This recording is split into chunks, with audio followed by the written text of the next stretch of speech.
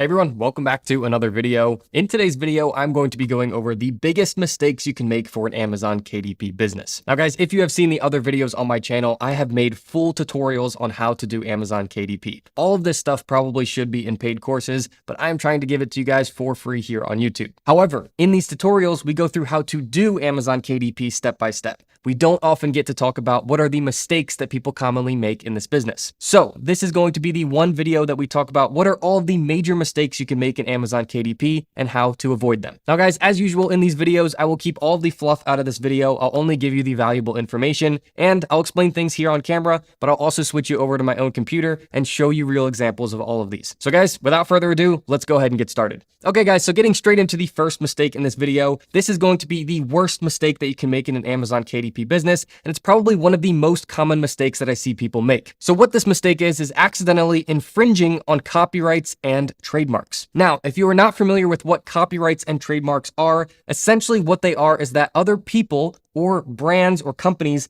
can own the rights to specific things. Now, most commonly, this is going to be brand names, brand logos, sports teams' names and logos, professional athletes and celebrities' names and faces. All of these things we cannot just use on our Amazon KDP books freely and try to make money off of their reputation. So let me switch you over to the computer here and I'll show you some real examples of this. So if we go over to Amazon here and we search for MLB puzzle books, which stands for Major League Baseball, and you scroll pretty much to the bottom of this page, there are going to be some really good examples that we can use here. So this one right here shows the logo of the Giants, which is a Major League Baseball team. Now, since this logo is owned by the Giants, we are not allowed to use it unless we have special permission from the Giants. Now, the odds of this publisher having rights to use this on the cover is very low, although they may have rights to it. But continuing to scroll down here to show you some more examples, you again have all of these different teams' logos on this cover, and you even have the MLB logo. All of this cannot be used on books. And you may be wondering, how are these books still up here if you're not allowed to use them? Well, it would be the MLB or the Giants, someone who doesn't want their reputation being used for someone else to make money from, them actually reporting it to Amazon, and then the publisher would have to prove that they had the rights to use these logos on their cover. But essentially that just hasn't happened yet. So these books are still living on the marketplace. Clearly they are getting sales. Now stick with me here because there's a couple more important pieces here. As we scroll down here, you're going to see New York Mets. It's not necessarily using their logo, but you can still see that this is the team name here. Continuing to scroll down, you have Chicago Cubs, Atlanta Braves. These are all still technically exposing themselves to copyright or trademark infringement. Now, the reason here is because even though we are not using the team's specific logo, which is trademarked,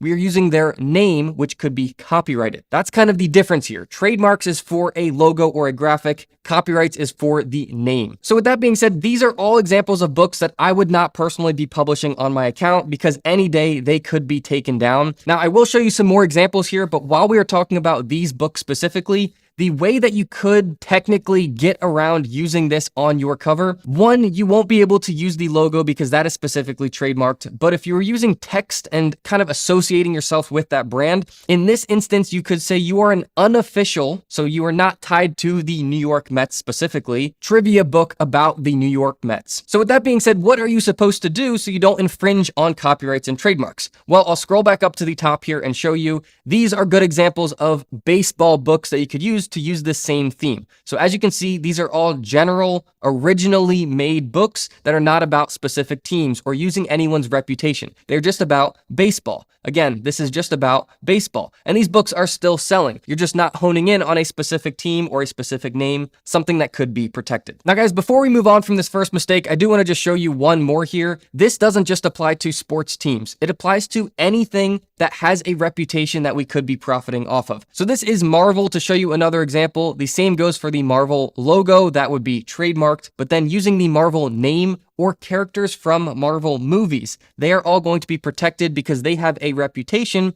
that we need permission to use in order to profit off of. So guys, hopefully covering that first mistake really helps you out and saves your account down the road. Let's go ahead and move into the second mistake. All right, so the second mistake that I see people misunderstanding about Amazon KDP is thinking that they have to use paid ads to get sales. Now, I will be the first one to tell you that using paid ads does help to get sales in Amazon KDP. However, for the vast majority of people, especially beginners, paid ads are not going to help you in this business. Now, the first reason is that the margins on Amazon KDP books are generally small. So in order to use paid ads and actually turn a profit, you have to have very efficient and effective ads. This is something that takes years to learn how to do until you get this really dialed in and you can actually turn a profit from paid ads. The second reason is that if you do use paid ads and you start getting sales and your book is not really good, you are going to start accumulating negative reviews. This can actually bite you in the butt because if you get some low star reviews, your book is then going to have a low rating. So when people come in and see that book, they're going to be less inclined to buy it. Now, the third thing about paid ads here is that you only need to use paid ads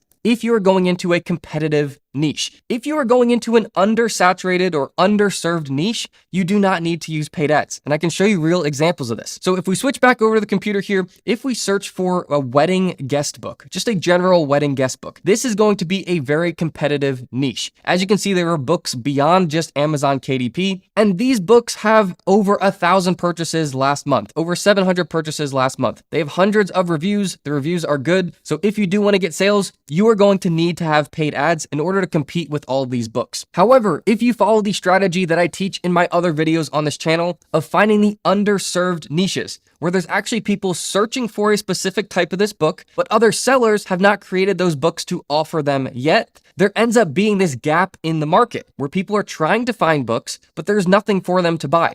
If we can just create those books for those people who are trying to buy them every month, we can then get sales without ever having to use paid ads. So to show you an example of this, if we go back up and we search for Hawaii themed wedding guest book, something that's just more specific than a general wedding guest book, you will see that these are Amazon KDP books because they have the mock-up of the cover. There is far less competition here. And as you can see, there are only a couple of them that actually have Hawaii in the keywords of their title or subtitle. Guys, this is a perfect example of what I'm talking about. It is a sub niche within the overall niche of wedding guest books, and you're then competing with very few people. So if you create something that matches what everyone is searching for, your book will automatically rank here without you having to use paid ads. Now guys, for those of you who are new to hearing this whole strategy of finding underserved niches, I will link a specific video down in the description below that shows you how to find these underserved niches. It's one of those full step-by-step tutorials, so it will walk you through the whole process. Okay, so now that we've covered the second mistake, let's go ahead and move on to the third one here. So the third mistake that I see a lot of people making is they don't understand the difference between low, medium, and high content books. These are three very different types of books that you can sell on Amazon KDP, and they sell very differently. You have to use different strategies for them. So in order for this to make sense, I'm going to switch you back to the computer here. We will first start with a low content book. So what a low content book is something like a password book. This is something that's just basically a template book. Think of this as the lowest amount of content that you can put in a book, where it's still something that you're uniquely offering to a customer. Now, to show you a real example of this, this is a password logbook done with Amazon KDP. And if we look inside the pages here, they are all the same template on each page. This is a perfect example of a low content book. Now guys, other examples of low content books could be notebooks, they could be custom logbooks,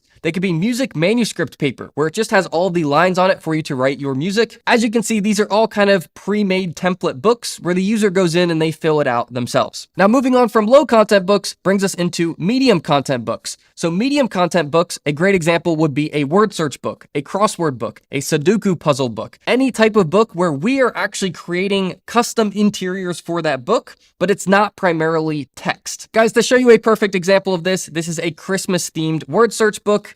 Inside are word search puzzles. As you can see, all of these are custom created. So there's no other book on Amazon that has the same interior as this book. Now guys, beyond medium content books brings us into high content books. So this is a perfect example of this. This is a full-fledged novel, or it is a full-fledged book filled with text. So if you actually read a sample here, you can see that the inside of this book is all text. This is like a book that you would see in a bookstore. Back when I started Amazon KDP in 2018, I started with high content books. What I found out is that high content books are a lot harder to sell and not as many people are looking to purchase them. I then figured out that low and medium content books sell a lot better. They sell a lot easier because there are more people making purchases of those types of books. Now, once you combine how many people are purchasing low and medium content books with finding all of those underserved niches, that is kind of the golden strategy for Amazon KDP. So if you are getting into Amazon KDP and you are trying to sell high content books and you're wondering why you're not getting sales, I would definitely recommend looking into low and medium content books because they just sell so much better. All right, so that covers the first 3 mistakes. Let's go ahead and move right into the fourth. So the fourth mistake is something that is just happening more recently in Amazon KDP, and this is in regards to using artificial intelligence to create your books. Now, there's basically 2 ways that you can use artificial intelligence to create your books on Amazon KDP.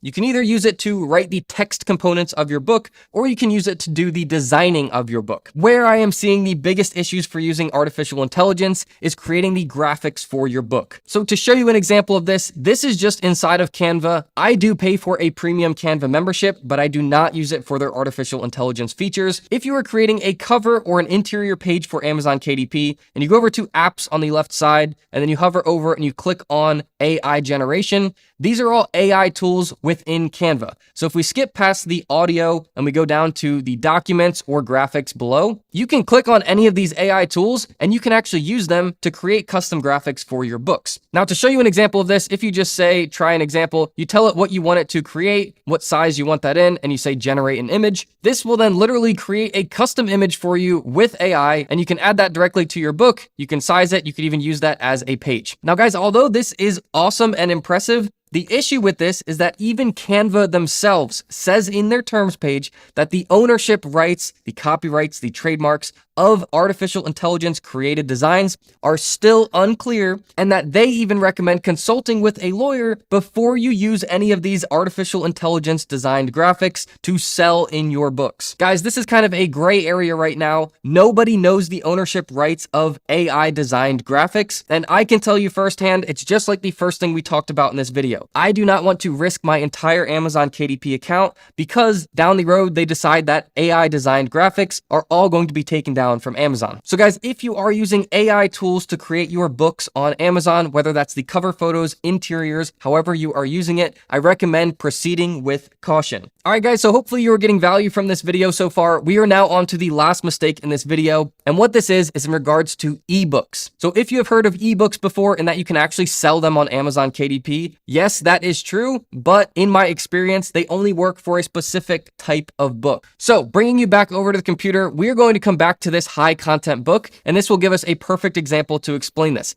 So what I have found in my experience on Amazon KDP is that if you are creating ebooks, which is basically just an electronic Kindle version of your paperback book, I have found that these only really sell for high content books. So just to give you some proof on this, this is a high content book here, and it is offered in Kindle, which is an ebook. If you go over and you look at the medium content book, it is not offered in Kindle. If you look at the low content book, it is not offered in Kindle. Now, the reason for this is because low and medium content books require user interaction. So once you actually get that book, you write in your passwords or you fill out the word search puzzles. I have found that although you can get your low and medium content books approved as ebooks, generally Amazon KDP does not want them to be available for Kindle download. Now, the reason for this is I think Amazon is running into a lot of customer service issues where people are purchasing low and medium content books as ebooks, and then they have no way of filling that out on their device. All right, guys, for those of you who want to keep learning about Amazon KDP, I'm going to put a couple of those full step-by-step tutorials down in the description below. Now that you know these mistakes to avoid, you can watch those full tutorials if you haven't already, and that will walk you through the entire process for Amazon KDP. As always, I hope you guys enjoyed this video, and if you have any questions at all, just let me know down in the comments. If you did enjoy this video, please just give it a thumbs up. Otherwise, I'll plan to see you all in the next video.